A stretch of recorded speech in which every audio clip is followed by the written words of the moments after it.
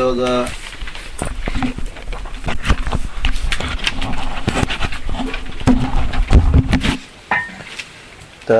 Smriti Prasthan has got different category of scriptures.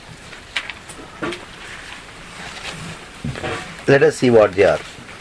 Open this chart.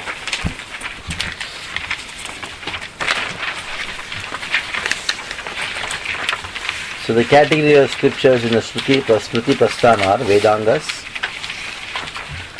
your Agamas,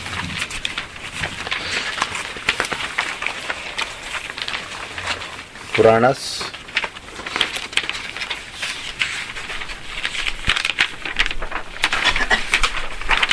and Pancharatras.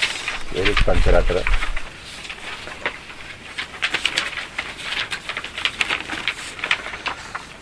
Pancharatras.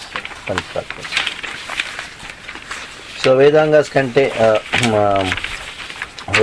Smriti contains Vedangas, Agamas and Puranas and Pancharatras.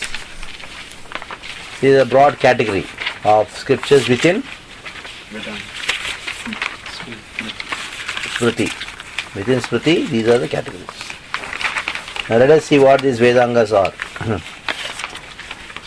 Vedangas, Veda Anga means what? The limbs of Veda. Anga means limbs. Vedanga means limbs of Veda. Suppose there is body. Can the body do any function without the limbs? No. So if you want to do anything Vedic, you have to take support of the Vedangas. These Vedangas are the studies by which we can do something Vedic. That is why they are also Vedic. Like deity worship. Doing ding dong bell is deity worship actually. Well, but to do that you need to take bath. So taking bath is also a deity worship. Because without taking bath, you can enter the deity room. So the same way, if you want to do something Vedic, then you have to be equipped with the Vedangas. So these Vedangas are how many number? Six. What are they? Siksha, Vyakarana, Nirukti, Chanda, Jyotish, Kalpa. Now Siksha means what?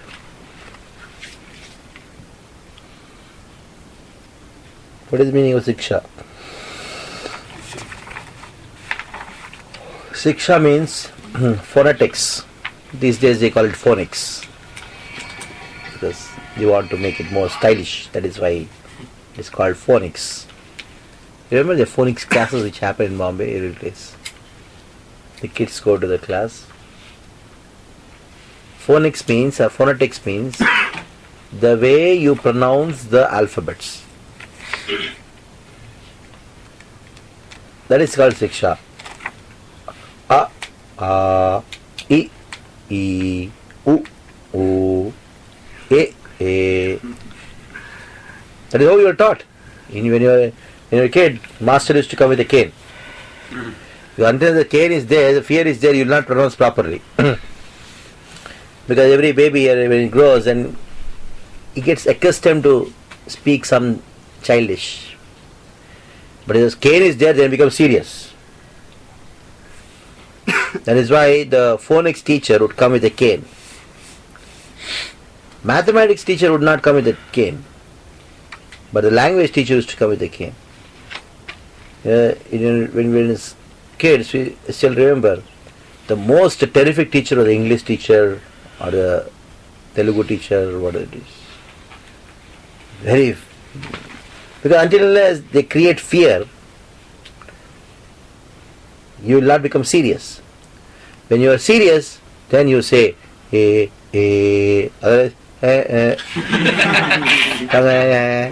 happens. So this is the first thing. That is how you become a human, isn't it? You have a language. And you speak that language properly. Prabhupada says a man is known by his speech. So this is what is. The training of speech is given right from childhood. Lot of concentration, lot of emphasis is given on pronouncing the alphabets properly. Even English. There these Anglo-Indian teachers used to come to our schools. So they would say, pronounce A, B. If you say B, then go on. Slap, hot. If you don't beat children, that is what you find. Hi ma'am. Dad. What is it, dad?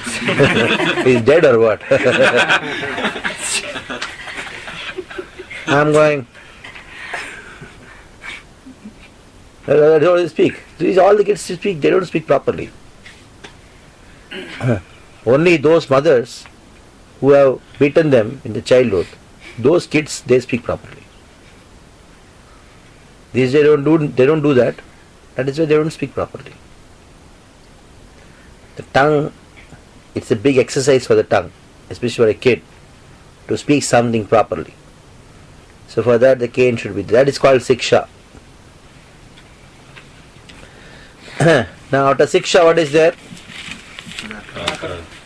Now you have learned how to pronounce each and every alphabet properly. Now you learn how to put two alphabets together. The joining of two alphabets is called what? Grammar. You put two alphabets together to make a word. How does it happen? That is called grammar. Grammar is basically combination of alphabets that becomes words and sentences. So this is called grammar. That is called what? Vyakarana. So we all know every language has Vyakarana. The problem these days is none of them know any of the language. Neither they know their mother tongue, neither they know English, neither they know the local language in which they are speaking. Suppose, for example, a person from Karnataka comes to Bombay. He has lost touch with Kannada, so he cannot speak proper Kannada. And he is speaking Marathi outside or Hindi outside, but it is all slang, it is mixed. And we know very well how good English he speaks. So, none of them he knows. If you talk about English, you say, oh, English, you are not spoken much. What about the other language? Oh, that is what my friends speak. Your mother tongue is Kannada, lost touch with it. In this way, none of the languages are known to anybody properly. This is a problem. And grammar, totally forget. Nobody bothers about grammar at all. Especially some children say, I knew I am going to take science. In science it doesn't matter. Grammar doesn't matter in science. Oh, I am going to take mathematics. In mathematics, grammar doesn't matter much. Is understanding more important. What is the use of grammar? So, there is somebody who is saying that forget grammar, learn to speak language. How can you speak without grammar? These days people are professing now Sanskrit should be encouraged. How? You try to speak Sanskrit. Grammar and all forget because it's too difficult. What is this? How can you learn a language without grammar? Without grammar you cannot speak any. Okay, now next. After Vyakarana. Then Nirukti means what? Where to use this word. That means contextual meaning. In the 6th chapter, Prabhupada says Atma has got many meanings. It may refer to body, it may refer to mind. So, which context, what word has to be used? And then, when you have many words, you know the meaning, then you have to recite that particular sentence properly. That is known as Chanda. Like in Bhagavad Gita, verses are Anushtup Chanda. Dharma kshetre kurukshetre samaveta yuyutsava mamaka pandavas chaiva kimakurvata sanjaya. This is what is Chanda. Bhagavatam is written in Brihati Chanda. How does it go?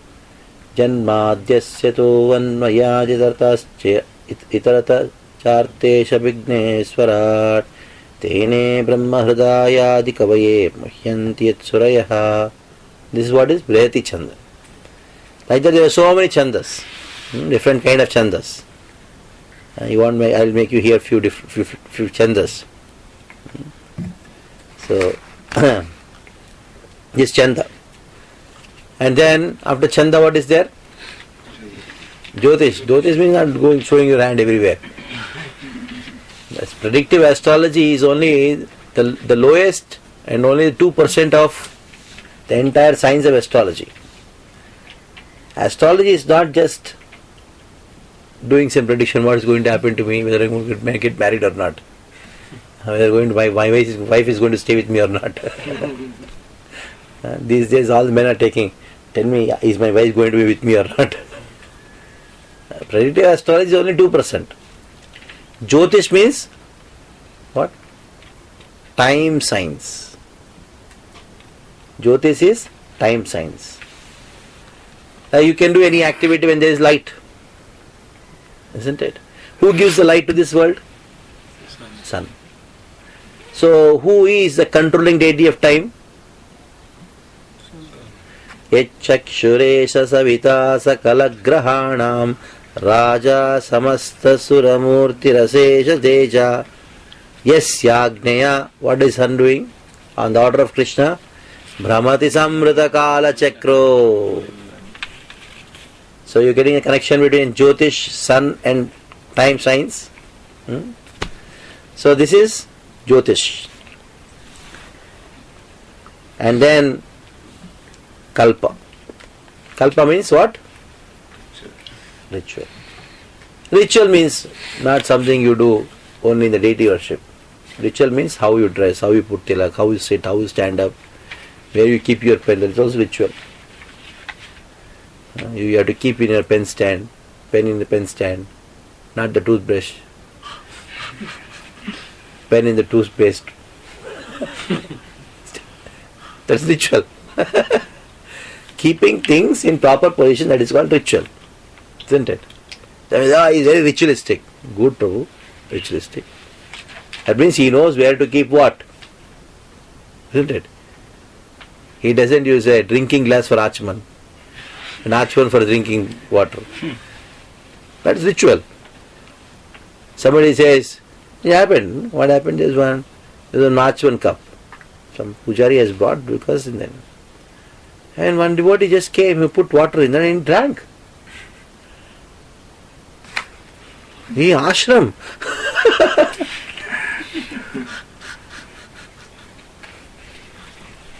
You cannot understand. No, this is too ritualistic. What is it too ritualistic? This is meant for a particular purpose. So, doing things according to the purpose, that is called ritual. Okay, now this is called Vedanga. And for each of the section of Vedanga, there are different authors who have written books. Like Siksha, there is Panini. For Vyakaran also Parani, Patanjali has written Vyakaran. There are many, many books like this. There is Nirukti, Amara Kosha, Kosha, like there are so many. There is Amara Kosha. There was a king called Amara. He compiled all the meanings of different words, Amara Kosha. There is Shabda Kosh. And there are so many different things. And there is Chanda. For Chanda also there is very many laws of Chanda. And also there is Jyotish, Parashara has written. Many people have written. Just few are named here, that's all. And Kalpa Sutras are there, Dharma and Sulabha. Okay. So let us go to the second lesson. Read. From the beginning.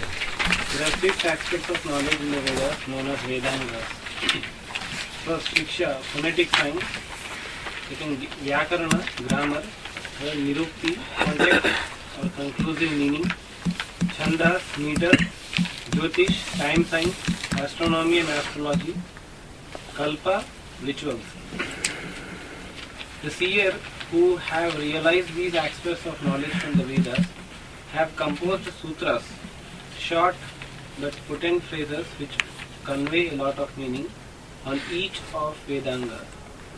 Kalpa Sutras are of 4 categories, that is Suhotra, collective sacrifices, Griha, family rituals, Dharma, occupational duties, and Sulba, building of sacrificial fireplaces, altars, etc. Okay, wait. So I may say, Prabhuji, why do we want to know all these things? Hey, Krishna conscious, no? Chant Hare Krishna and be happy. That's what Prabhupada told. I think these are all material things. These are we don't follow these things. Now, question is, how can you do anything Vedic without these things? And are we not following Veda? If we are following Veda, we should be doing this thing. And you say, no, where we have learnt all these things? Yes. By following what Prabhupada has told, you are automatically doing all these fixed things spontaneously. First one, what is there? Shrauta. Shiksha. In the Bhagavatam class, what you do? Recitation. Before you start chanting the verse, what you do? Word by word You, word by word. The speaker says one word, everybody repeats. What is that? Phonetics. That is Shiksha. You may say, Prabhupada did not care, Prabhuji. You can say Prabhupada, no problem. Doesn't matter. Shri Guru Cha Rana Padma.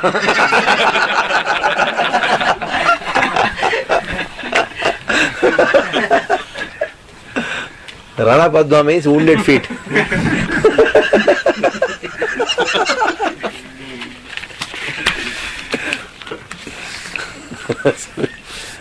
So, Prabhupada, bhakti is more important.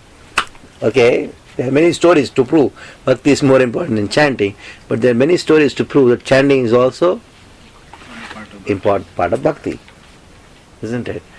You just don't quote one story and then conclude to a Siddhanta. Okay. So, that is 6. And then, what did Prabhupada say? Then what is the thing next thing? Translation. Word to word meaning. Then is word to word meaning. In word to word meaning, 2 things come. One is, context. both are there. Vyakarana is also there. Context. Nirukti is also there. Both are there. Why? Because when the word to word meaning, you have one word has been divided into 2. The division is already done. Isn't it? And the meaning is given. So, Vyakarana and Nirukti are done by, in our organization, in the Bhagavatam class, when you do the word to word meaning. Okay? Then after that, what we do? Chandas. Recite the verse in a particular meter. Prabhupada used to tell Pradyumna to do that. He would not ask anybody else to do that. Why? Because he knew. He knew very well what would happen. They would not recite properly. That is a Prabhupada Pradyumna. You chant. Why? Because Prabhupada knew he can chant nicely, so he set an example to all of them. This is how you should chant. This is how you should chant. That is how Prabhupada established the principle of Chanda. Now, then later there is a very Jyotish in our organization. 4:30 Mangalarti, 7:15 Darshanarti. Why don't you do Mangalarti at 6 o'clock in the evening? Jagannath Puri, they dressed the Lord at 10 o'clock, most opulent way. Why didn't do that? Why have Bhagavatam class after Guru Puja? Why not before Guru Puja? Why not Bhagavatam class at 4:30 and after that Mangal Arati? Why not do Japa later, first have Bhagavatam class? Why? So he has given a particular time for doing everything. Prasadam at particular time, this at particular time. Why? Because it's all Jyotish. It all comes under Jyotish. Then Kalpa. Why don't you wear your gamcha and come in front of the Lord? Why wear dhoti kurta and come? It's a ritual, huh? All ritual provide. Bhakti is more important. Why don't you keep your shika just don't tie it and then just come? And you ask, oh yeah, I took a bath that is not dried up. Some people give this excuse also. Then what is it? Why you don't do that? That's ritual, na? Bhakti is more important, isn't it? It's ritualistic people. Actually, we are the most ritualistic people. Anywhere, anybody says, hi, Iskcon wala hai. Why? Because we follow a particular ritual, isn't it? Huh? Don't just criticize ritualistic Brahmanas. We are the most ritualistic people. You just will not go without tilak, without particular day. Everybody is Brahman. Isn't it? So ritual is not wrong. Ritual is a habit which keeps you in mode of goodness. That is kalpa. You dress in a particular way.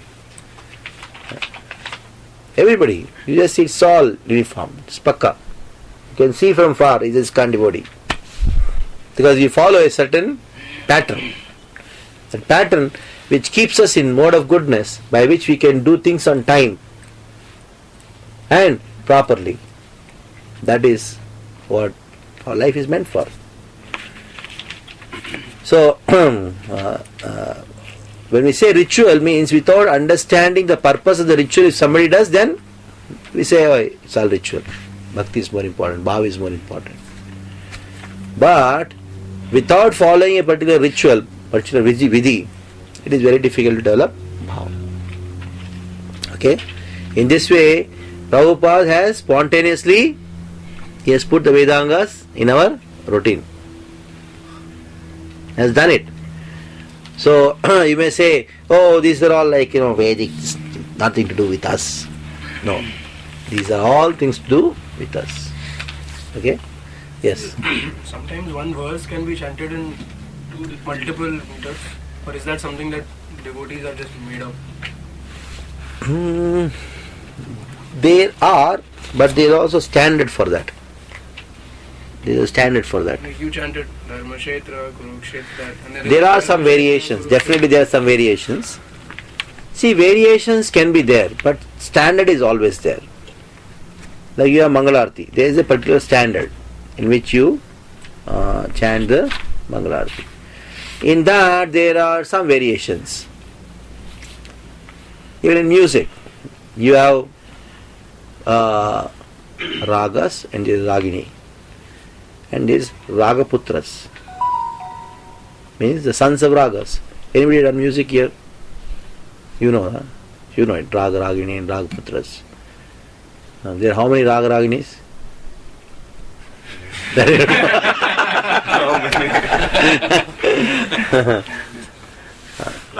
They are known as 72 Medakarta Ragas, original.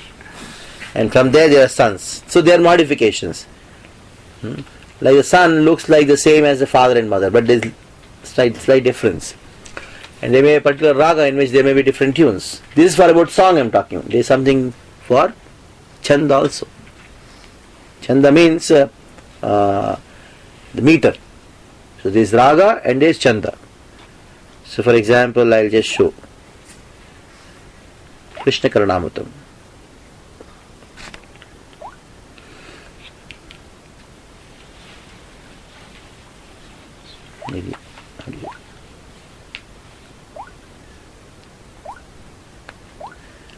The first one is Shardula Vikriditam.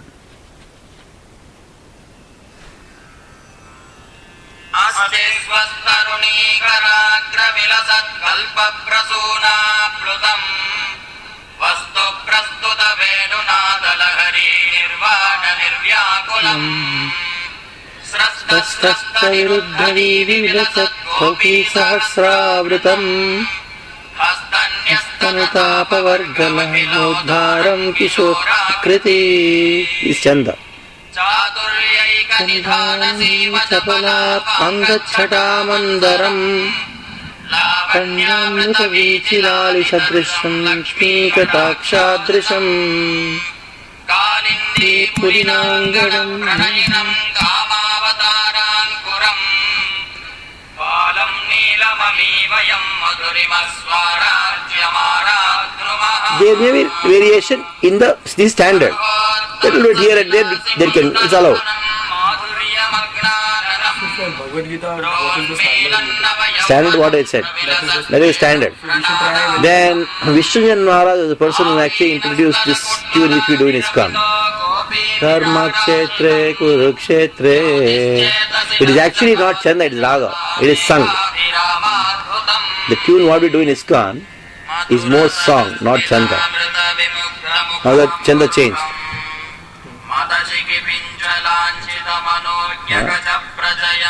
So when the acharyas, when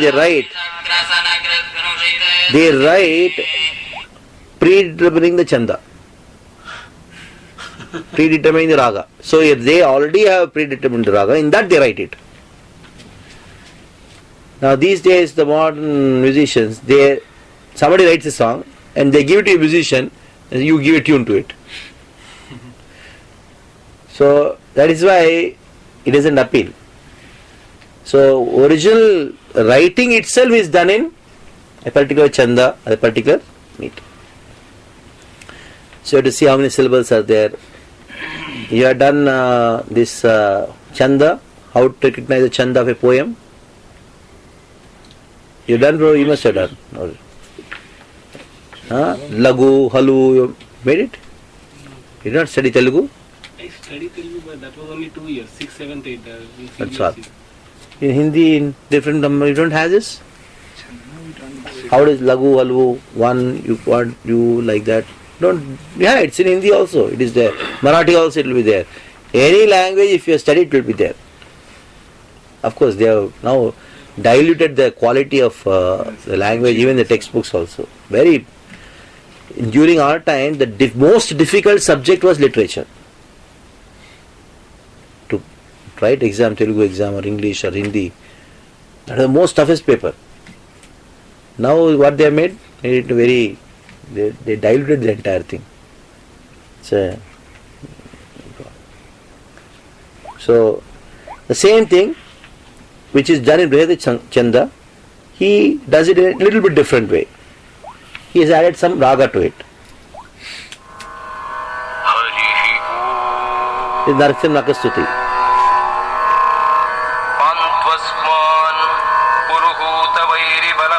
Expert musicians can do that. This is actually Brihadi Chanda.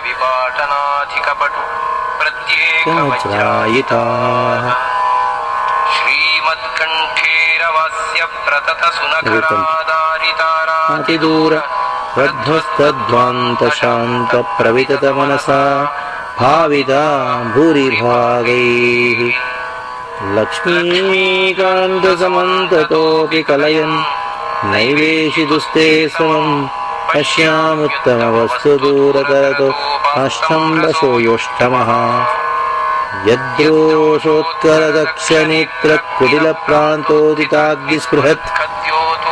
You have to stop there, but he can further because he is a musician, he can do that. That license is given. If you read Vishwanath Thakur's commentary,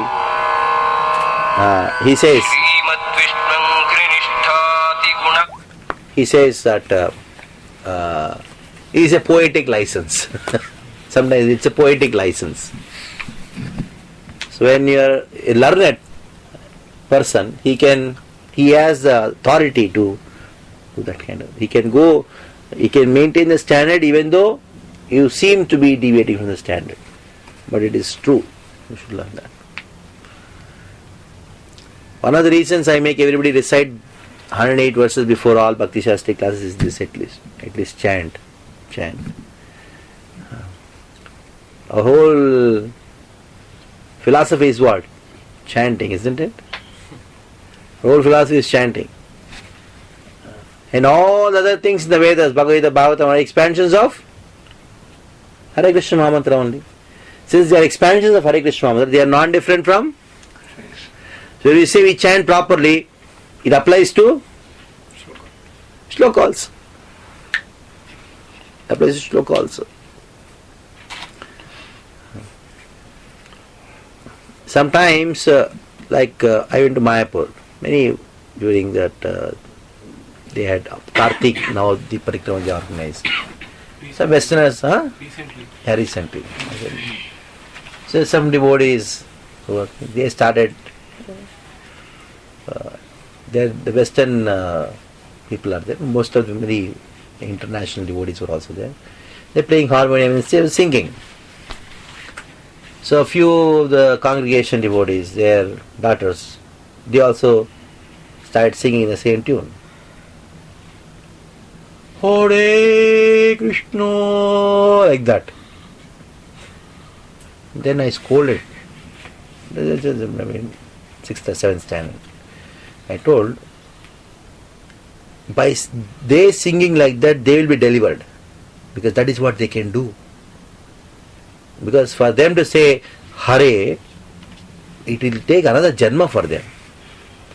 Krishna will think that they are calling me when they sing. But when you do it, trying to imitate, what will happen? Why are you doing that? Why are you picking up a wrong thing? They doing something wrong will deliver them, because that is what they can do. Even though it seems to be very nice here and all these things, but pronunciation is wrong. But we don't want to criticize them, because that is what can deliver them. Because their tongues by birth are not designed to pronounce these things. But whereas your tongue is designed for that. And now if you try to do something, their tongue is like very jada. It cannot go, it cannot twist the way you can do that. Because you have spoken Hindi, you have spoken Marathi, you have spoken Gujarati, Telugu. So your tongue is very flexible. So you can clearly pronounce every word properly without losing the tune. You can sing the same tune, but don't use the same pronunciation. But what we do, when is the congregation, especially the girls, they have this problem. Westerners are doing something, so we should also do the same thing. And they go on with the harmonium and they sing something very awkward. So that is a problem. Okay, these 6 things are there. That is called Vedangas. These Vedangas are to be taught. That is why Gurukul, once you put a child in the Gurukul, these are the first things which are taught to Gurukul. Any child is taught these 6 things. Philosophy and all later. If you tell the child, you are not this body, spirit, soul. Yes, I am not this body, spirit, soul. Again, he will go out and then forget it. So, what do you teach to him? How to sit, how to stand, how to chant, how to speak. And that can only come when you have a stick. What to speak? I never went to Gurukul, but in our small town, in our village, master means one who comes with a stick. That stick is there, then everybody will listen. Now it's a crime, it seems, to scold a child. How will you learn, tell me? Already people are born in mode of ignorance and passion. Hardly people are in goodness. Hardly children are in goodness. And that too, if you don't have a stick, how will you learn? Without stick, nobody can learn. No child will learn. Impossible. Some girl children are there, somebody who is born in some Brahmin families. They may, but still, stick has to be there. It requires beating also to be there. Any teaching, dance, music. Next to our house there was one music teacher used to come. 4 o'clock in the morning. He would pour water. 8, 9-year-old children, mostly girls, used to pour water on them and then sing all these things. Any mistake, they used to just do like this and they used to scream like anything. And because of that kind of training, they have become such high-class singers.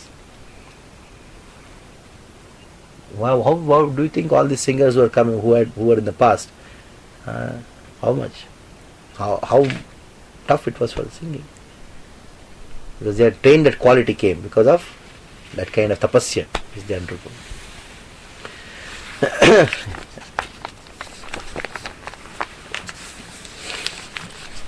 When people join at the age of 24, 25 and then really beat them is very difficult.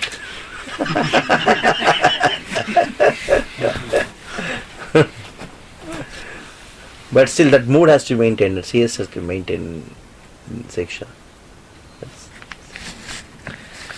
Okay, now next is Agamas. After Vedangas, next is Agamas. Read that line, read that paragraph according According to the different level of conditioned consciousness, there are instructions in the Vedas for the worship of the different controllers, with the aim of reaching different destinations and enjoying different standards of sense enjoyment. Agamas, emanated scriptures, are books which are classified into 5 for this purpose. Okay. What is the second verse of Bhagavatam? Third one. Nigama Kalpataro. There is Nigama and there is Agama. Another way of classifying the Shrutis and Smritis is this thing. Shruti is called Nigama. Smriti is called Agama. Agama means emanated scriptures. The thing from which everything emanates from, that is known as Nigam. The thing which has emanated, that is called Agama. So the original 4 Vedas, they are known as Nigama. So from the original 4 Vedas, something has come out. That is called Agama. Now these Agamas are categorized into 5. Why these 5? Because there are 5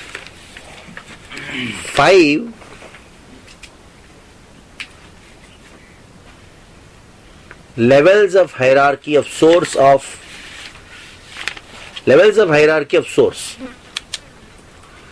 Source means what? From where everything comes from. So if you go and ask someone, anybody in this world in general, where everything comes from, what is the source? Then he says some energy is there. First realization of the source is energy, because everything he finds in energy. That is why I say we talk about energies only. Water energy, electrical energy, that energy, this energy, money energy, only see energy. So that is called Shakta consciousness. Shakti, Shakta. They are Shaktas. That is the lowest source, lowest level of source of energy. That is why you find in Bengal they worship Shakti. Many places. That is why according to different levels of conditioned consciousness, there are instructions in the Vedas for worship of different controllers with the aim of different destinations, enjoying different standards of sensing enjoyment. So, they see that Durga, Shakti, she is the ultimate controller. From everything she comes from only. Even Vishnu comes from him only, Ganesha comes from him only, everybody comes from him only, her only. The Shakta scriptures talk about how the 10 incarnations came from the 10 fingers of Vishnu, 10 fingers of Durga. Scriptures talk about it. In Dashera, 10 days, each incarnation came from 10 fingers of Durga. Scriptures talk about. You say, how is Prabhuji? Durga is devotee of Vishnu, no? Why he cannot come out or what? That is our answer. He can come out anywhere. When he can come out of the nostril of Brahma, Durga's fingers are better. Isn't it? So, yeah, that is wise to understand. But if a normal person says, yes, yeah, Durga, from her fingers only Vishnu came. So ultimately Vishnu took the Shakti from Durga only. So there are Shakta people who argue like this, and they quote scriptures also. But for them Durga is supreme. Why? Because they say Durga is supreme. It's true. For them Durga is supreme because to satisfy their desires, Durga is the most convenient deity. That is why for them Durga is like a child. Then he wants to eat ice cream. Father is not giving. The uncle comes and gives him. For the child, who is supreme? Uncle. Nah, there is nobody like father. This uncle is so nice. Prabhupada told a story like that old lady in the village who lost her, whose farm, whose fields were taken away by the sarpanch. You remember the story? Huh? So this old lady was harassed by the sarpanch, and she was just confused. She was saying what to do. So one day collector came to the village and then saw all the records, took all the complaints. Immediately called the sarpanch and told, what is this you are doing? Give her her part back, her fields back. The sarpanch was very Then the old lady became very happy and told the collector, I will bless you that you will become our police wala. I will bless you that you will become a... Because in her concept, one who protects her, or the government person who comes and protects her is what? Police wala. She doesn't know that it's a collector. She only knows the constable to supreme. Isn't it? So in the same way, people, according to their desires, they consider somebody to be supreme. One who can fulfill my desire is supreme. So now the question arises, so the methodology of worshipping Durga is explained in a category of scriptures called Shakta Agamas. So they see source, and then now we find the energy is there, but we find in this world energy, where is it? I cannot see that Durga is there and energy is coming out of her. Yes, I see the sun. It is actually the sun gives energy to everyone. That is why we should worship sun. So they are showers. Especially starting from this area of Dandakaranya, end of Dandakaranya. It's almost the end of Dandakaranya. Silvasa is the end of Dandakaranya. Vapi is the end of Dandakaranya. From this area, all the way till Egypt, Pakistan, Gujarat, entire that whole area full of showers, worshippers of sun. Parsis, their sun temple. Saurashtra comes from the word Shaura. They are all worshippers of sun because they found that sun is the visible source of everything, and anybody in this world you find they are all getting energy from sun. We should worship sun, and there is a methodology to worship sun god That methodology are explained in the Shaura Sutras, Shaura Shastras. And then they see, here this sun is moving. Who is making the sun move? There must be somebody who is beyond sun, who is making this sun. So they are Ganapatyas. They worship Ganapati. And to worship Ganapati there are scriptures called Ganapatya. So those who worship demigods, do you think they are worshipping demigods? Do they know what they are doing? Are they following those agamas? Putting one heart to Ganapati, oh Ganapati, take this both, Jai Jai, it doesn't make. Ganesha is not there. Do you think Ganesha is so stupid or what? If at all you want to worship Ganesha, there is a procedure. What is that? Where is it mentioned?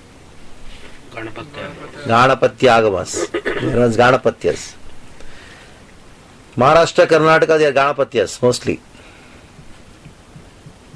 Very, very famous Ganapati. Now he's come to Gujarat also. But ultimately it was mostly in Maharashtra, Karnataka, he is very famous. Because they are Ganapatyas. They are more advanced in their understanding of the source of energy. Okay? Now after Ganapatya, how we find anything grows in this world is destroyed. Ultimately, who is the most powerful person? If suppose somebody does something, somebody comes and destroys, that means that person is more powerful, then only can destroy. So then they are Shaiva. So Andhra, Tamil Nadu, Shaiva.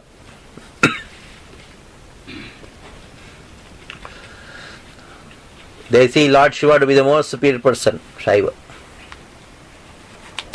So how do the people worship Shiva? Shaiva agamas. They consider him to be the. Then comes Vaikhanas agamas. No. We find that even Lord Shiva, though he is destroying everything, but still he himself has to meet destruction. And ultimately it is Vishnu who is ultimate source.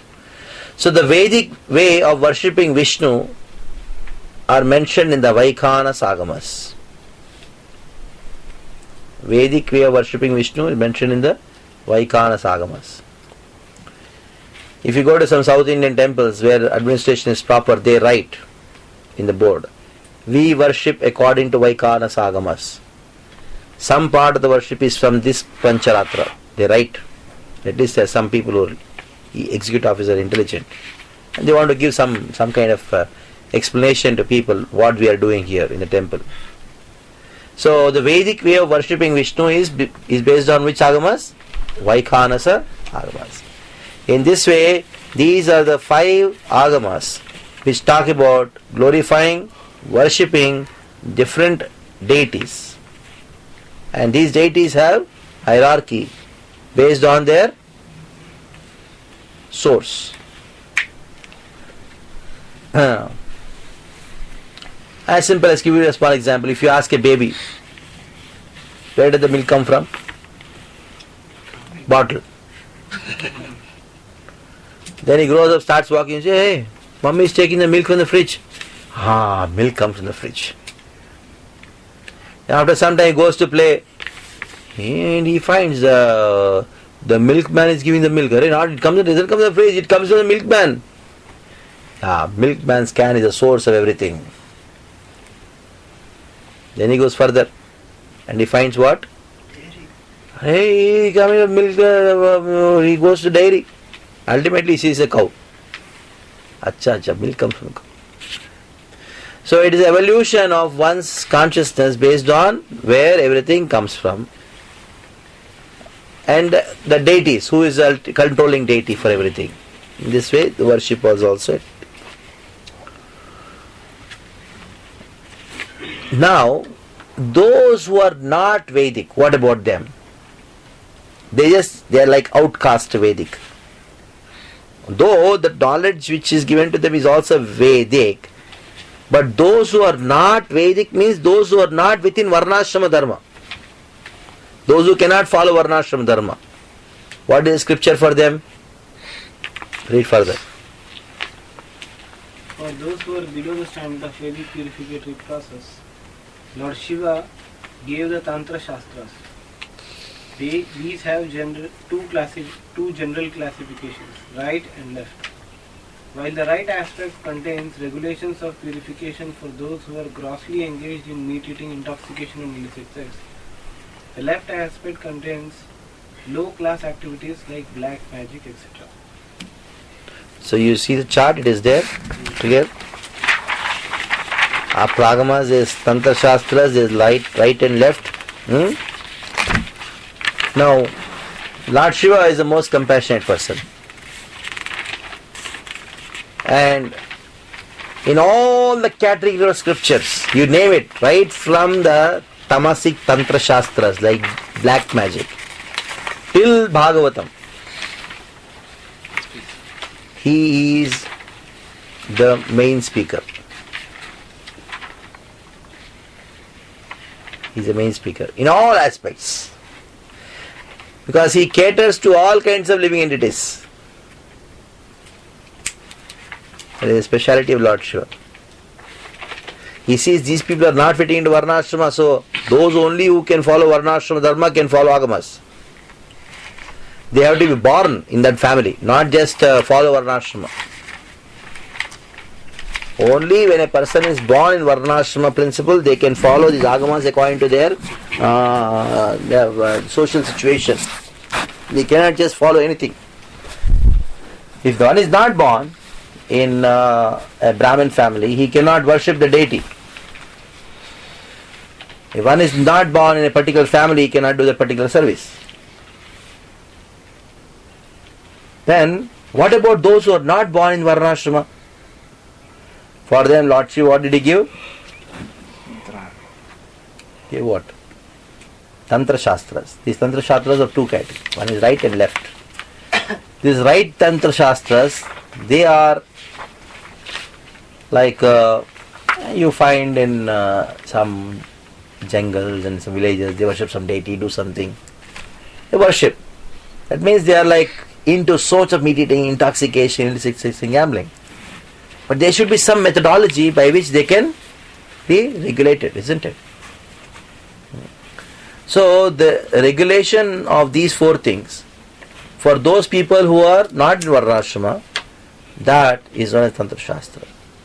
And for those people who are more degraded, like morning we were talking about black magic, the speaker for all these things, who is he?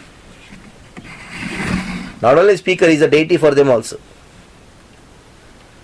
Morning is a Shiva temple. There is actually not a Shiva temple.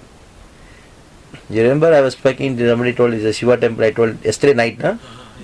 I told it's a Guliga. He's not Shiva, he's Rudramsha.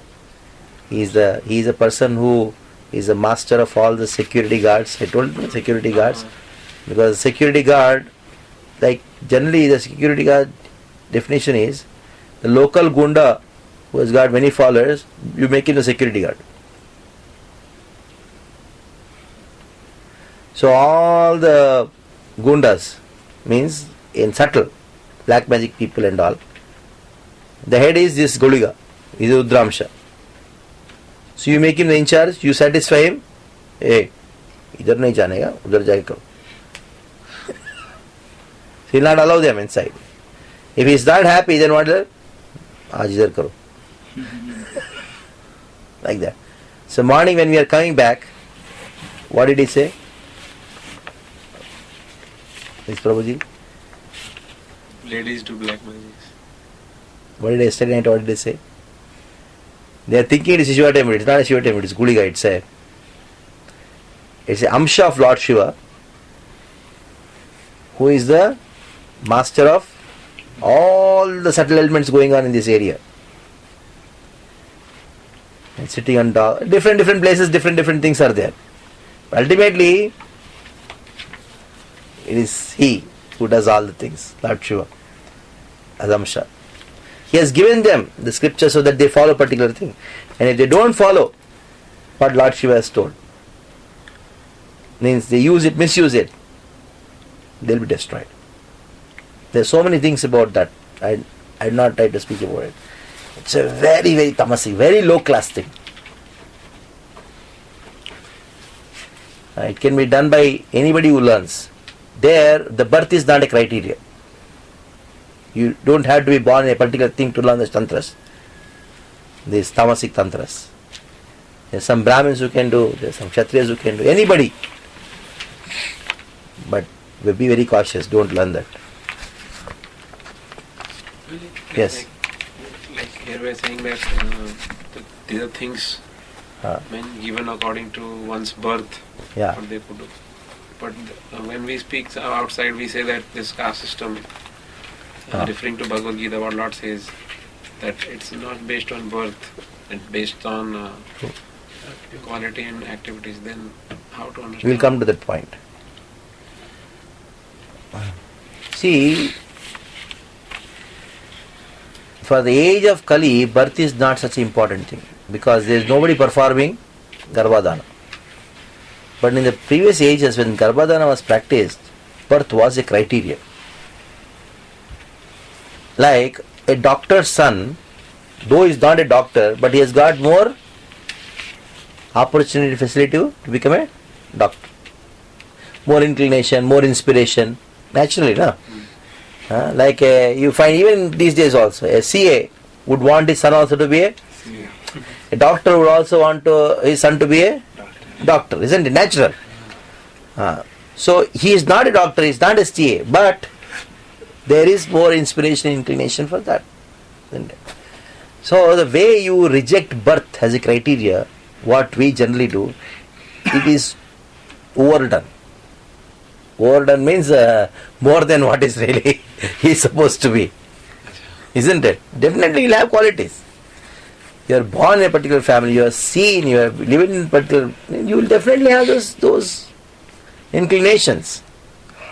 Isn't it? Anyway, that we will talk further when it comes to Pancharatra. Why Pancharatras and all these things. Okay? Go, next paragraph. From the point of view of common human activities, since gratification is the basis of material life, to cater to this aim, there are 3 paths mentioned in the Vedas.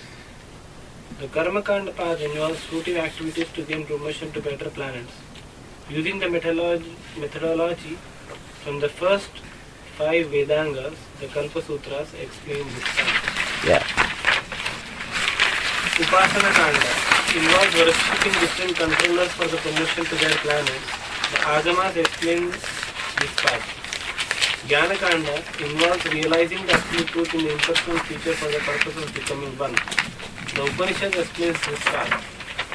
Though these paths are all from the Vedas and the Vedas do not explain them, one should not think that this is all the Vedas have. The real purpose of the Vedas is to gradually push one in the path of self-realization to the point of surrender in the devotional service to the Supreme Personality of Godhead Sri Krishna. It's very clear. Self-evident. Don't have to explain much. Speak on this. Okay, then lesson 3.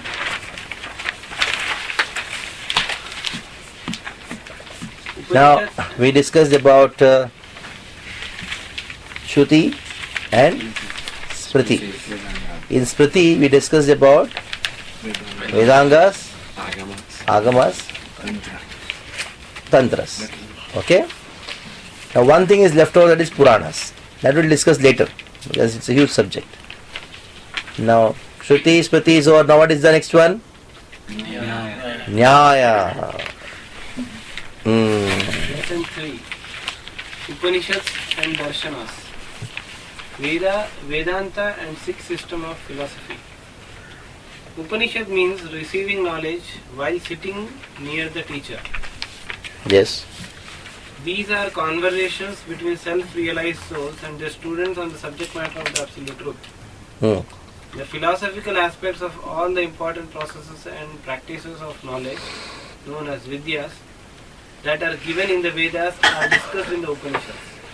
Veda means knowledge and Anta means end. Upanishads are known as Vedanta, end of knowledge. Okay. Now these Upanishads, they are part of Shruti.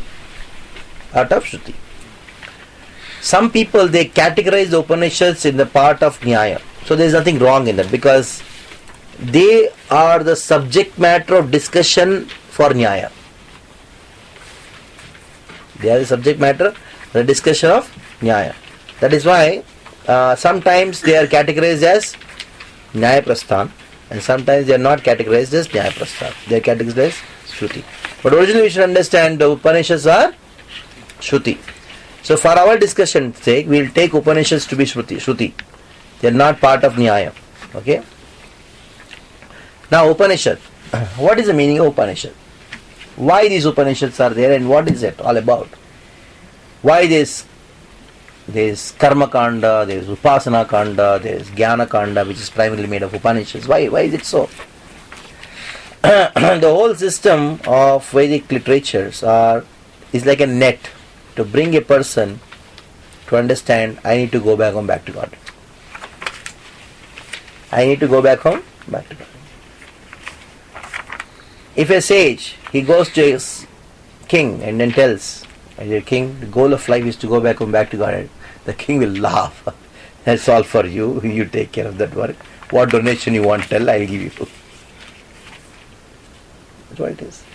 You go to a donor in Juhu and tell him, our life is meant to serve the Lord and we go back home, back to God. It's not for all these things, all temporary. So he says, laughs at you and says, okay, Swamiji. That's what it would say, isn't it? Huh? He did not understand what you're saying. And even foolishness to tell those things to them. So, now a sage would come into the king's court and he starts saying, your father was like that, your great-grandfather was like that, now you are there, you're going to flourish your dynasty, you conquer the entire world and that and this. And the king is getting puffed up. Yeah. Yes. He's getting puffed up. Then he says, yes, I'll conquer the world. So he has already made him puffed up. Says, see, there is a procedure for that. Yes, tell me, what is the procedure? Because he's interested in conquering the world. It says that for that you need to do Ashwamedha Yajna. Yes, I'll do it. And how to do? The sage says, you have your priest, he will tell you. He says, yes, my priest, please tell, minister, please tell how to do that. He says, your father did, great-grandfather did, that happened, this happened, even Indra came to that Sabha, Ashwamedha Yajna. Yes, I will also do something like that. This king is now getting. Then for that he says that you should not have any anxiety from your enemies outside and inside. Then he says, is it? The king says, I am in anxiety always. First you should be like that.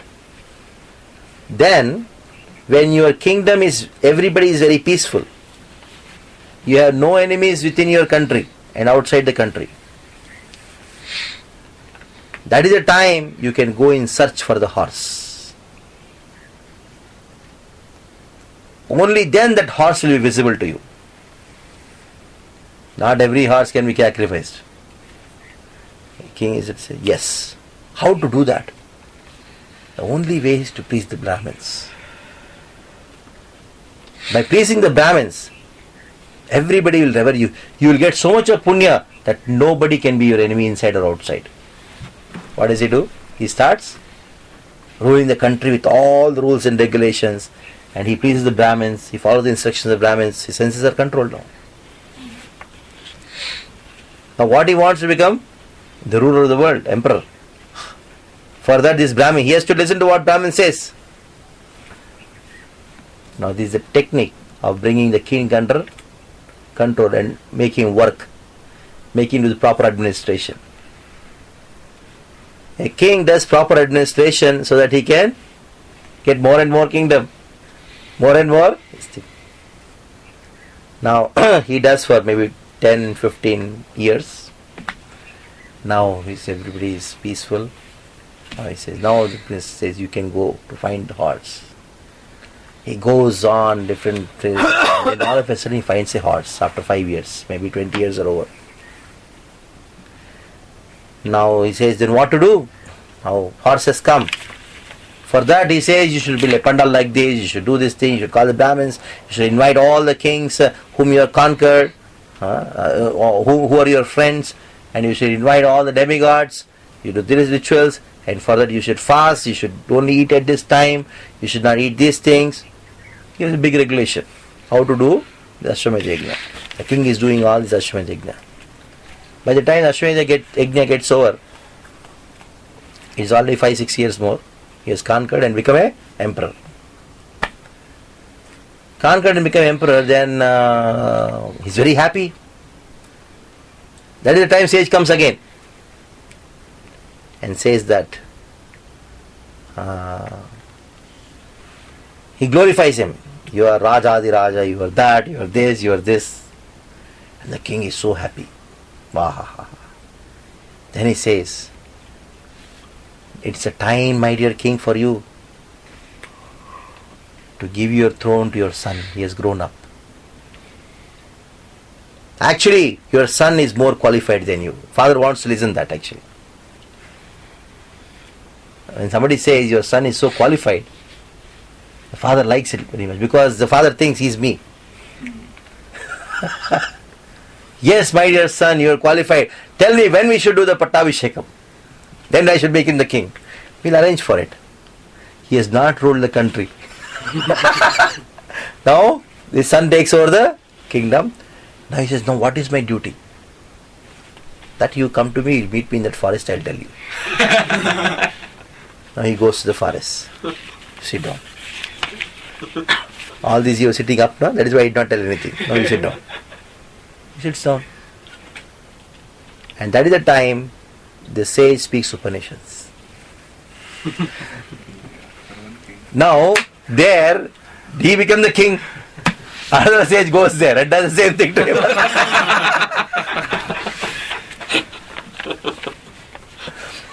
This is how. I'm just making a picture out of it, whole point. It's very difficult to get Karma Kanda, Jnana Kanda, and Upasana Kanda, what it is. So it's a plot.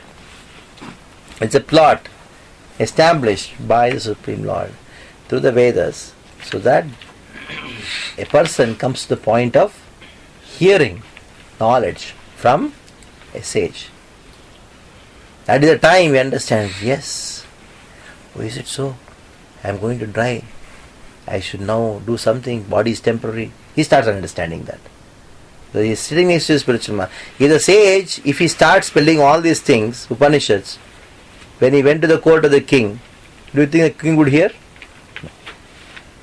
When somebody is too much puffed up with power and pride, somebody is very miserable.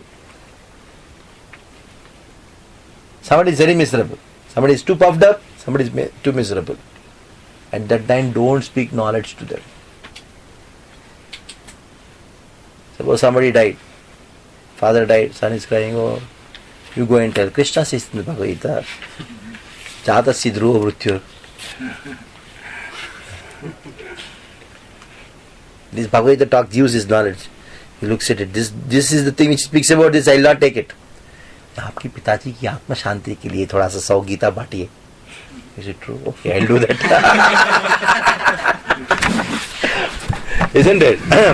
So, speaking knowledge is not for everyone. It is for inquisitive. One who is not right, having the pride, neither is too miserable, like Narada.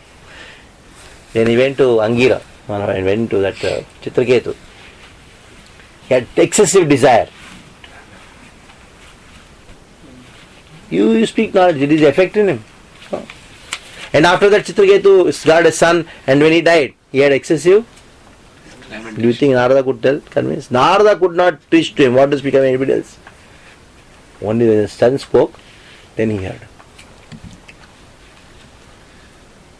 So, this knowledge of Upanishads is not meant for everyone. You have to be qualified, or you have to make the person qualified to hear that. Some people say, no, we just preach, then we will become devotees. Bhagavad course, you do preaching, but that is meant for any very special kind of audience.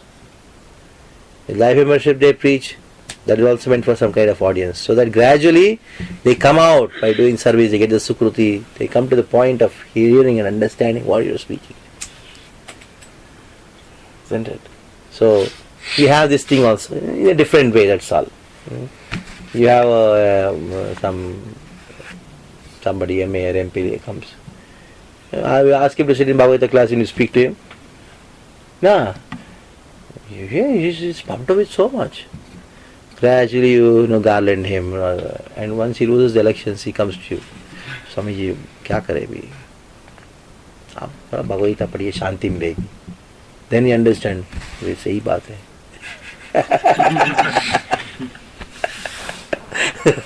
Isn't it? So, it's very okay now. These Upanishads, they summarize everything which are discussed in the Vedas called Vidyas. That is, the Upanishads, they are known as Vedanta because they are the end of Veda.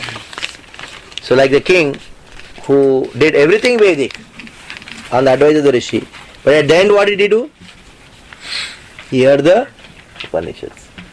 So the end of Vedic literatures, they are known as Vedanta, and these Upanishads, they are known as Vedanta. They are known as Vedanta, okay? Not Sutras. Vedanta Sutras are different. We'll come to that. What is Vedanta Sutra? We'll discuss later. Okay, read. In the Upanishads, the description is more or less negation of material conception of everything, up to the Supreme Lord. It is very important to note that there is no denial of the spiritual absolute transcendental conception in the Upanishads.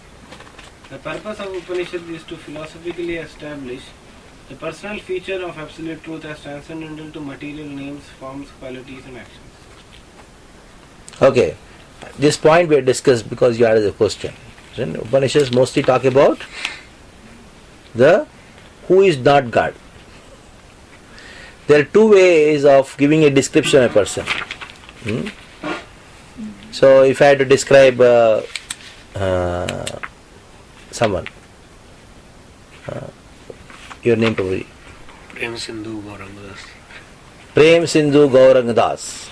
I have to describe him. I can say one who doesn't have specs, one who doesn't have jeans pant, one who doesn't have that, one who doesn't have this. That is also description of him only. We are describing somebody, we are describing only. I am seeing him and telling him who he is not. But this process of naiti will not, by this process you will not be able to conclude who is he. So if you want to conclude who is he, you have to hear direct descriptions. Now if, why don't we speak anything directly about him? Why give indirect description? Why give indirect descriptions? Tell me. It doesn't become confused later.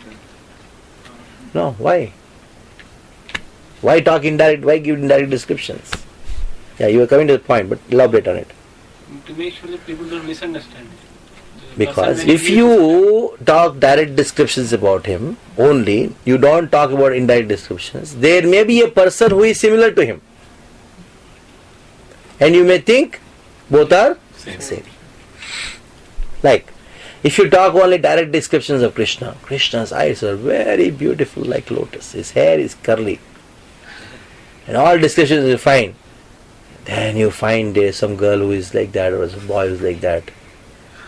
And beauty lies in the eyes of the beholder. When you are loving somebody, then automatically that person becomes actually Krishna. I cannot live without you. What does that mean? Actually, the words "I cannot live without you" is "Vat prananata susave napara." That is only meant for Krishna. And you are telling it to somebody, it means what? You think actually it's Krishna. Prabhupada used to give the example of a mother who loves a son who is blind and then names him Kamalalocan. The blind son Not because he has got eyes like lotus or something like that. It is because of her love. She goes. So that's what happens. So you may start comparing. Out of you, actually, the eyes of this world and the beauty of this world, it is like you cannot even compare to Krishna. Actually, there is no beauty.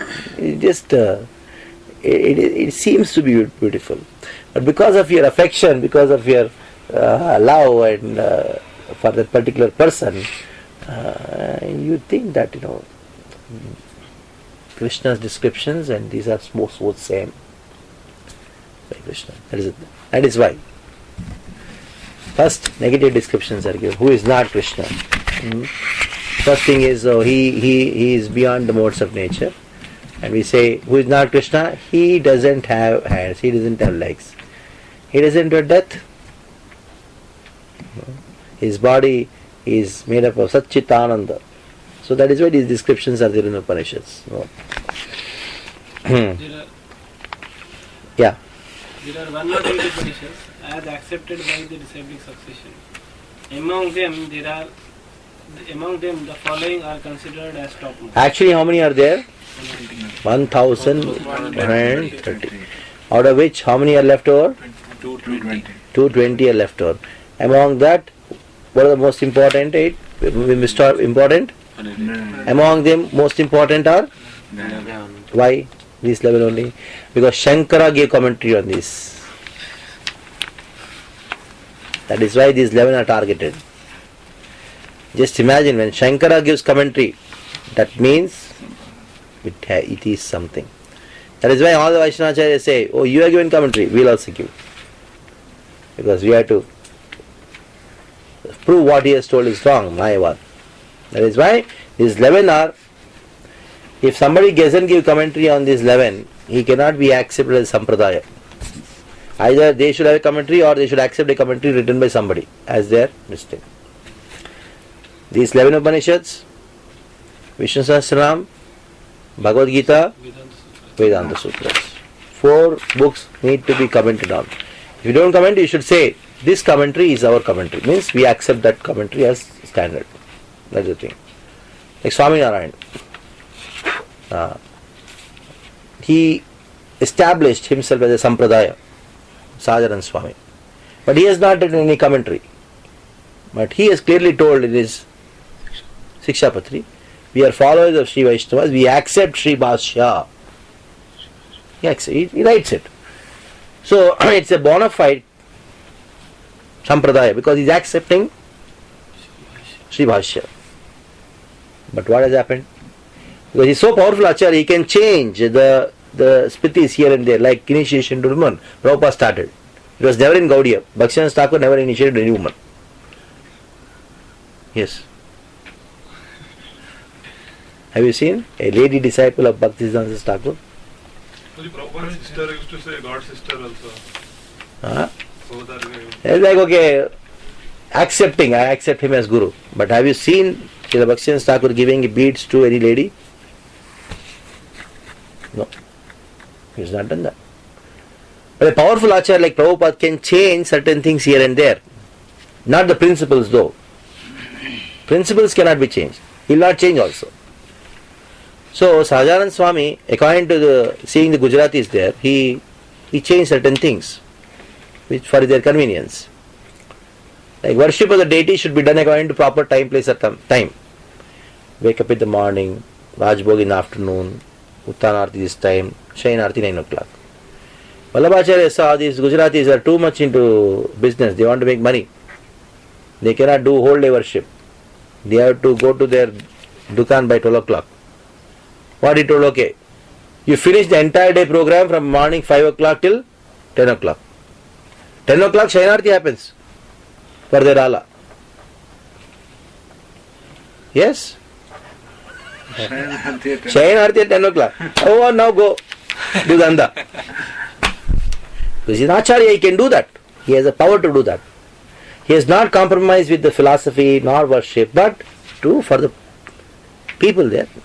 In the same way, but now people don't understand. They don't read what he has told. They are followers of Sri Vaishnava. Shiveshta means you should follow what worship of Ranganatha, worship of Krishna. You should do that. You don't do that. Okay. First, Isha Upanishad, second, Kena Upanishad, third, Khatha Upanishad, fourth, Prasana Upanishad, fifth, Prashna. Prashna Upanishad, fifth is Mukundaka Upanishad, Mundaka. Mundaka Upanishad, sixth is Mandukya Upanishad, Mandukya. Because the diacritics are not there, you're finding difficulty. That's all. seventh, Taittiriya Upanishad, eighth, Aitreya Upanishad, ninth, Chandogya Upanishad, then Brihadaranyaka Upanishad, 11th, Svetashwara Upanishad. Yeah, read further. Names are there. Darshana means sight or vision. In the Vedanta philosophy, the first question is, what is the source of everything? There are philosophers who saw different stages of the original source and explained philosophy according to their vision. These are known as darshanas. They are also known as Shad Darshanas, 6 systems of philosophy. Okay. So now we are coming to the 6 systems of philosophy. What they are. So you have Upanishads. What are Upanishads known as? They are the end of Veda. They are known as what? Vedanta. No, after writing his Vedanta, Vyasa, he just left it. Then what happened? There came these 6 philosophers. And then they studied the Upanishads. They studied the Upanishads. All of them studied the same Upanishads. And then asked one question to the Upanishads. That means, in other words, by studying the Upanishads, they want to come to a conclusion who is the source of everyone. What is the source of everything? That means their question to the Upanishads was what? What is the source of everything? When they asked this question to the Upanishads, that means while reading the Upanishads, keeping this question in mind, they came to different conclusions. When Gautama studied the same Upanishads, he concluded what? Atoms are the source of everything.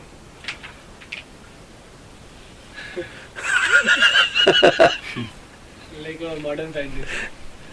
When Kannada read the same Upanishads, he said combination of atoms is the source of everything.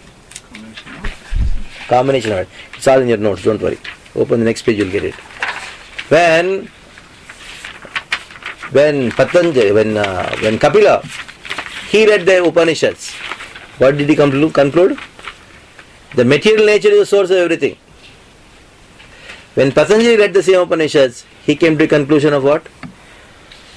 The universal consciousness is the source of everything. When Jaimini read the same Upanishads, he came to the conclusion of karma is the source of everything. When Shankara or the Mayavadis read the same Upanishads, they came to the conclusion of impersonal Brahma is the source of everything. So, the 6 systems of philosophy are nothing but 6 varieties of conclusions after studying the Upanishads. Here it is mentioned as Vyasa. Why I am not taking Vyasa is because Vyasa is not a Mayavadi. Okay. Wait. So now, Shankara, when he gave a commentary, he took Vyasa's Vedanta Sutras and then gave a commentary. So Vyasa's Vedanta Sutras has 2 kinds of commentaries. One is by Shankara, impersonalist, other is personalist. By Nimbaraka, Vishnu Swami, like that. So keep them away. Keep that. Consider that to be the 7th one. So when you talk about 6 systems, we are actually talking about the 5 Nyaya, Vaisheshika, Sankhya, Yoga, Purvamimamsa. Within the Uttarvimamsa, the Mayavad commentary. That is the 6th one. Okay? Now, these 6 systems of philosophy are nothing but what? 6 kinds of confusions. Yeah. If you read something and come up with some other conclusion, means what is confusion? The 6 systems of philosophy are nothing but 6 kinds of confusion. Now, what one good thing they did, whatever confusions are there in the entire world, they summarized it in 6 categories. In other words, these great sages, they are very expert in summarizing and categorizing the conclusions of every living entity right from Brahma to ant. Right from Brahma till ant.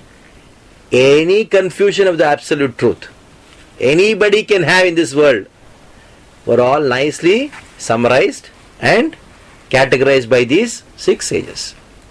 If you read the 6 systems of philosophy, you will be very expert in knowing how people are confused in this world. Because any book written by any other philosopher in the West or anywhere, it is unorganized presentation of confusion. But this is very organized way of presenting your confusion. So which is better to know? When you know what is confusion in an organized way, you can easily find out this is the confusion, but he is also confused within that. And that is why you are able to pinpoint it and you are able to answer it properly. Prabhupada used to answer anybody's question like that, phat. Why? Because he knew the organized So that is why you don't have to read any philosophy. Any other philosophy other than Krishna consciousness is confusion. So not only by you know the right philosophy, but also exactly you know where they are wrong, where they are confused. That is why those who know the 6 systems of philosophy, they give a correct answer for any question in this world. Otherwise, somebody will say something and the answer will be something else. And then say, is it okay? Yeah. Okay. That's what happens. He will not be satisfied. Like one devotee say, how to control the senses. Krishna says in the Bhagavad Gita, Sarvadharman Paritejya Mamekam Sharanam Praja. He says, my problem is I am not able to control the senses. Prabhupada said so. You are speaking right, but the point is you are not addressed this. See, when you go and preaching, of course, holy name, all these things are there. At the same time, when somebody asks you a question, you should give justified answer to it. Like when somebody asked Prabhupada, Professor Katowski, Swamiji, we believe in nature.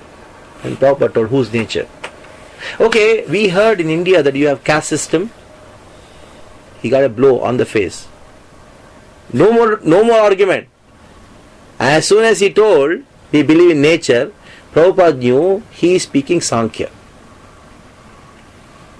And what is the defect in Sankhya?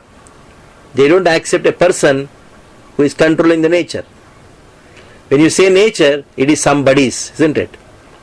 So what did Prabhupada say? Whose nature?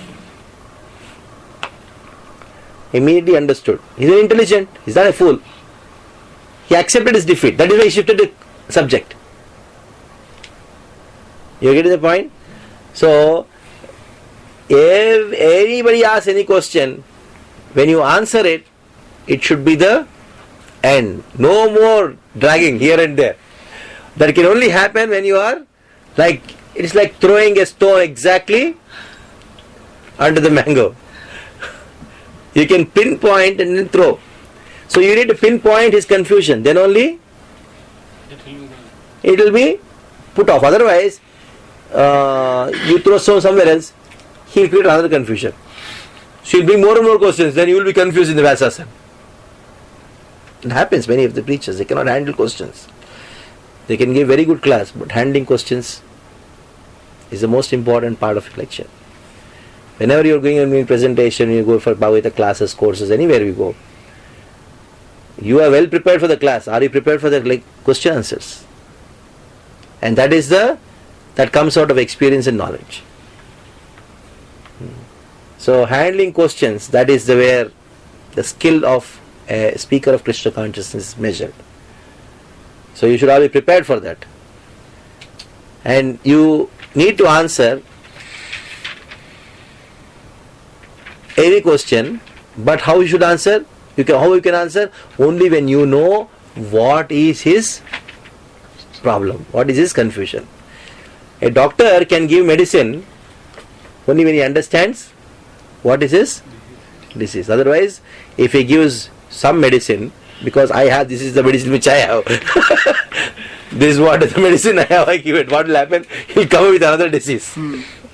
So just because you know certain things, that doesn't mean that is the answer for his. And ultimately when the argument becomes heated, what will happen? Chant Hare Krishna and be happy. You go away. That's what Prabhupada told. Prabhupada told many other things also. So that is why the six system. That is why Prabhupada says in the first canto, first chapter of Bhagavatam, what does he say? A person is qualified to sit on the Vyasasana only when he knows it. That doesn't mean you go on studying six systems. You study Prabhupada books, there are six systems of philosophy in that also. Because he has raised their objections, he has answered them. While reading them, then automatically you know the six systems of philosophy. Because to know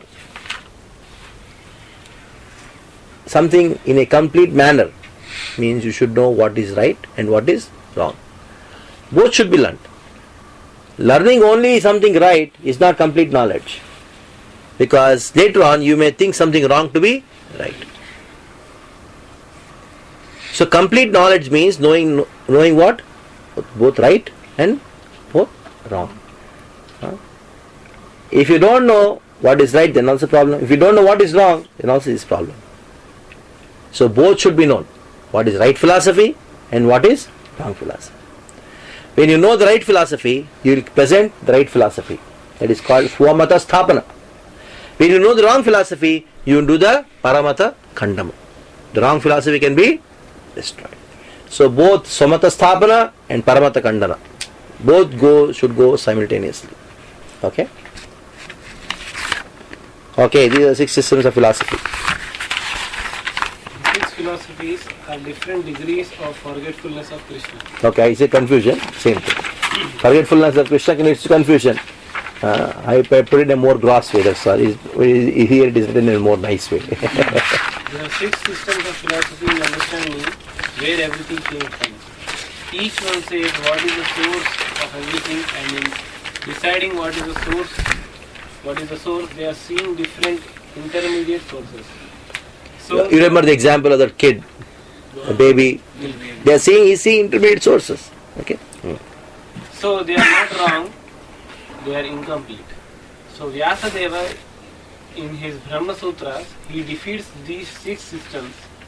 In other words, he establishes where everything came from, Janmadyasya yatha, that is his sutra.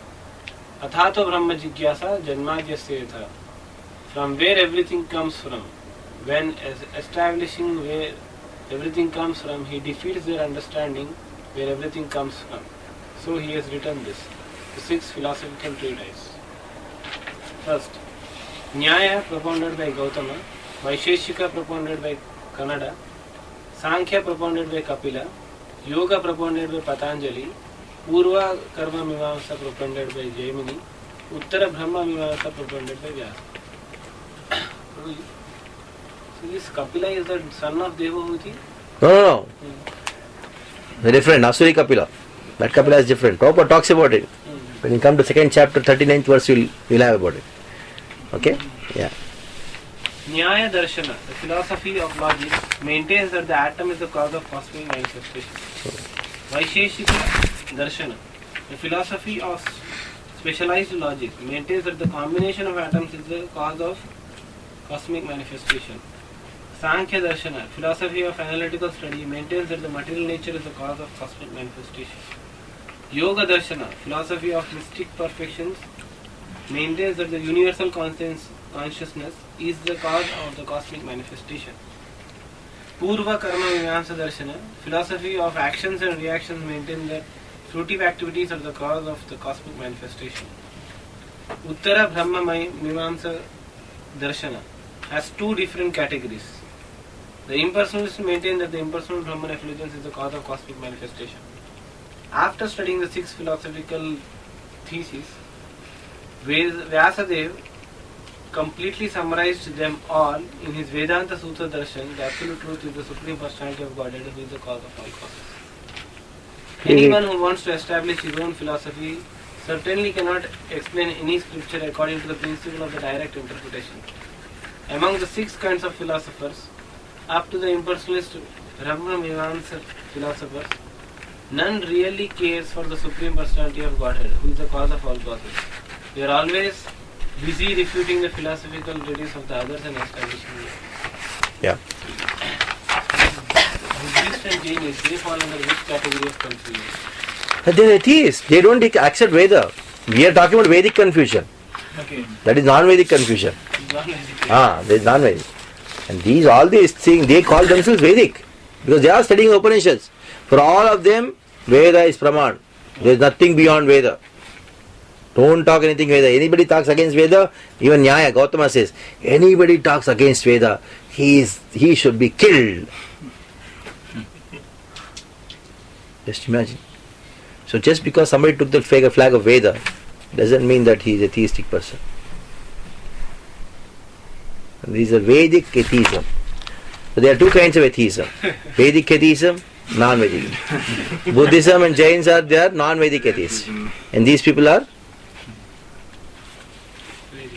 even Patanjali, he says, Paramatma, Ishwar Pranidhana. He says, Ishwar Pranidhana means you should worship Ishwara. Vyasa proved that he is a atheist. Patanjali, even though he says Paramatma, God, but Vyasa, while giving a commentary on Vedanta Sutra, he gave a commentary not only on Vedanta Sutra, he not only wrote Vedanta Sutra, Vyasa gave a commentary on Patanjali Sutras, Yoga Sutras. While giving a commentary on Patanjali Yoga Sutras, Vyasa has proved out how wrong is different. He is atheist. Patanjali is atheist. That is what Vyasa has proved. So, this is all Vedic atheism. That is why Chaitanya Mahaprabhu and Sarvamatacharis, in that conversation, after last bomb which Chaitanya Mahaprabhu shot on Sarvamatacharis, you are worse than Buddhist. That was like, could not tolerate.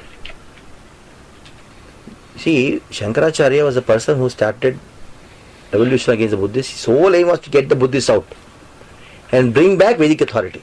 Okay?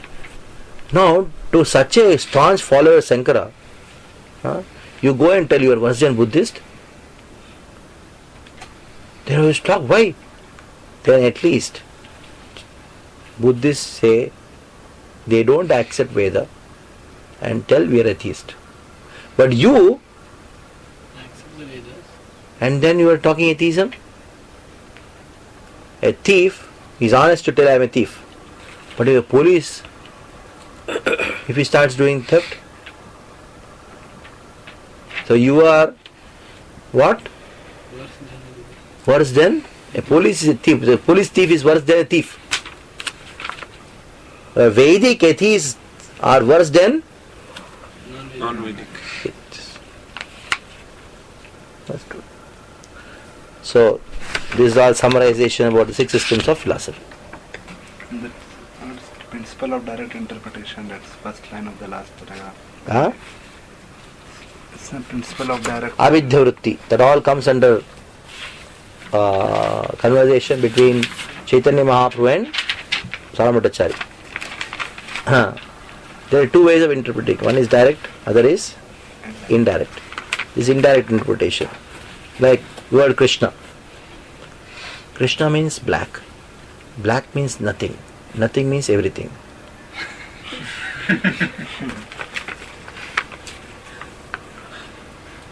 Yeah. How can you say nothing is everything? Tell me. They prove with logic. That is called indirect interpretation. What is universal consciousness? Assumed Paramatma. You give a word Paramatma like X in the mathematical equation. is not in the beginning, X is not in the beginning, not in the end. In the middle you will find X everywhere. That is what Patanjali, Paramatma, he says, how maintain Paramatma. Where was he in the beginning? No, actually he is not there. It's for our convenience. You assume this black spot to be God. Assume. Because you require something to assume. And gradually by meditating on it, neither the black spot is there, neither you are there, neither your mind is there, nothing is there. So black spot was not there before, it will not be after. It is only a means for your so-called liberation.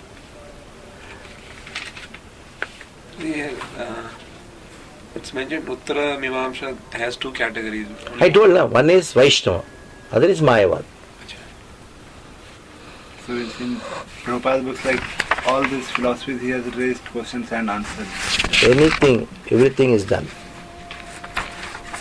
Karma Mimamsa means karma is supreme. Yes. You want to know what Karma Mimamsa? I am specifically avoiding not to speak of this existence of philosophy.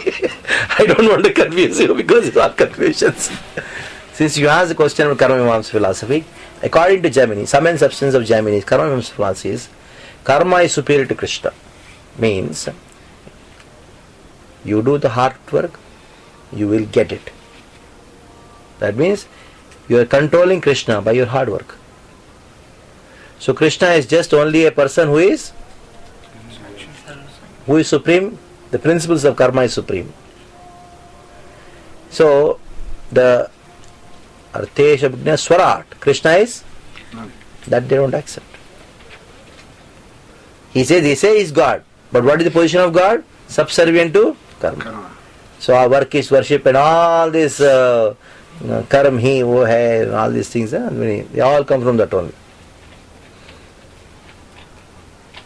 काम ही पूजा है या that is ये है ग्राहक वो है anything other than they say that the Dukan people they write ग्राहक भगवान है that is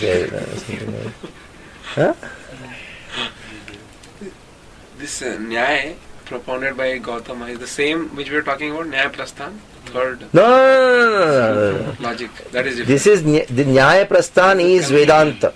All this refutation of these things, establishment of the right thing through logic, that is called Nyaya Prasthan. This is the name of one of the philosophies, 6 systems of philosophy.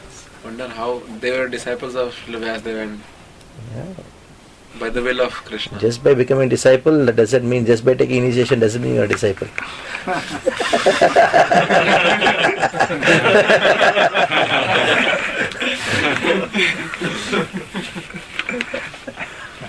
So very careful. I'm disciple and such a person. But what you are doing? That's more important. It happened. Few days back, one devotee came and told, Prabhuji, I am Radhanath Maharaj's disciple. I told, are you following what he says? He was like shocked. He was afraid. I told, Prabhuji, what are you saying?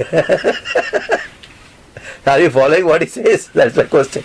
Of course, I know him, he also knows me. I was free to talk to him. So, okay, we stop here. You have your prasadam. 3 o'clock or 2, it takes half an hour to go from here, isn't it? 3 o'clock will do. See, by the time it's 1:20 now, so go there, but it will be 2 o'clock. So 1 hour rest. By the time you finish prasad, it will be 2 o'clock. 1 hour rest. 3 o'clock we leave from here. Half an hour it will take to go there. Then we'll finish up that there. By the time we reach 3:30, it will be a little bit cool at that time because the mountain is there now from that. The sun will go through all that. Okay? There is any reason why it is called Purva Karma, Uttara Karma? Purva means something which was presented before. Uttara means the later part. That's it. Reference might be because with some reference before and after. Time इसके पूर्व हुआ है. पूर्व मतलब before. It's a Hindi word, isn't it? Yeah, Purva, before. In that sense. How to repeat that? This Purvamamsa, that he says that. Very dangerous. They are the most dangerous people among all the 6 karmakandis, or the Karamimamsa, Purvamamsa. They are very dangerous. But for the sake of Krishna saved us. Not many scholars of Kuramimamsa are left. They are in the entire Vyasa's whole Vedanta Sutras. He starts addressing them. First, Atato Brahma Jigyasa. Generally, what we say? Since we have been human form of life, since you got a human form of life, you should inquire into the absolute truth. That is what Vyasa says, isn't it?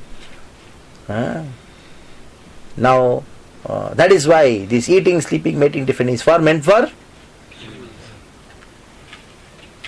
So you got human body, so you should do what? You should inquire into absolute truth. But actually, that aphorism is not for anybody. It is Vyasa is directing to those who are practicing Karamimamsa or Purvamamsa. He says, Athato, since you are fed up with your rituals, since you are fed up with all your enjoyment of doing so many sacrifices, so much of karma, now you inquire. It is actually not animals. He is addressing to very high class Brahmins who are doing swaha for their whole life, who have been vegetarians, who only accepted things after sacrifice. It is for them. Because the objection was,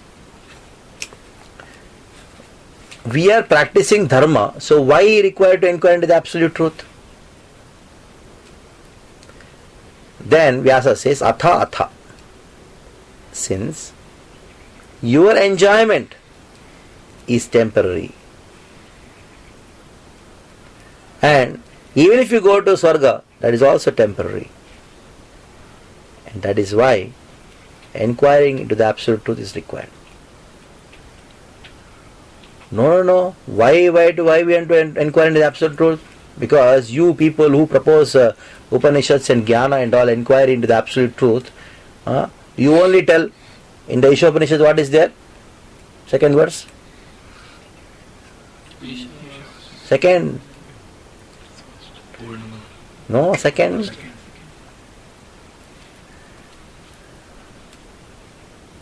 Kurvanneveha karmani jijivichechatam sama. He says, jijivichechatam samaha. You only told, live for hundreds of years very happily.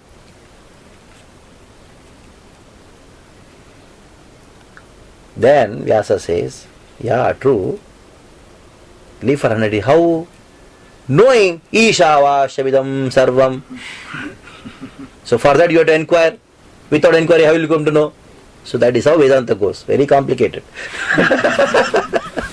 Very complicated. Somebody told us, some Chinmaya person went to 2 years of Vedanta. Do you think they can speak like this? Prabhupada's books you read, everything you understood. Everything is there in that. So this is how Prabhupada argues in the Bhagavatam. The Bhagavatam, the purports of Prachin Bhari, that section is there, Karma Kanda thing is very vastly being defeated there by Prabhupada. Because the best Karma Kanda in the entire Bhagavatam is Prachin Bhari. He did yajnas practically everywhere in the world. And then Narada says, just see all the animals you kill, they are just waiting for you. Isn't it? These 6 philosophers, they don't worship any Vedic atheists. They all worship Shaligram. So, like Yeah. Vedic ethics. That is what they all follow Smriti. Don't say they are like, the Max Muller who is putting cigar in their mouth. They are all, Prabhu, they are sense controlled people. Kannada. You know who's Kannada? He is known as Akshapada. He was looking at his feet. Meditating. He saw the atoms are combining and he wrote a big philosophy. And if you see that, the way they present it, so complicated, you feel that it's true. What he's saying is true.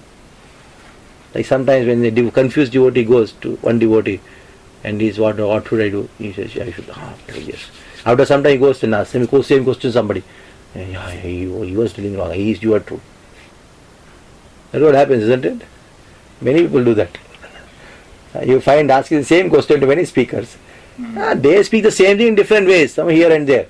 And he thinks, this is better, that is better, this way you get more confused. So it is like that.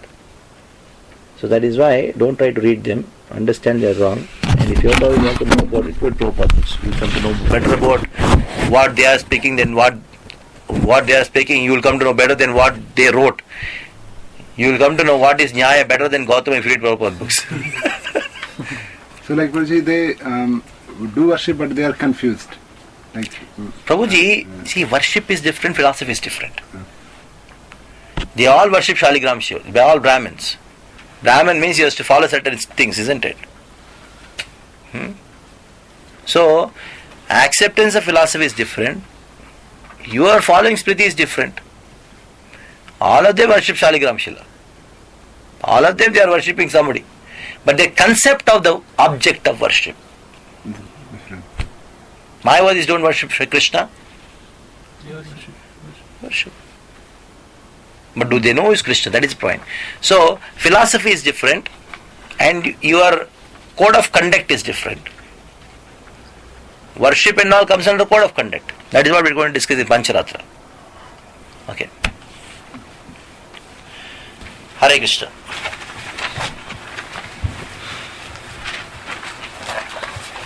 You could not understand these things. Impossible. Because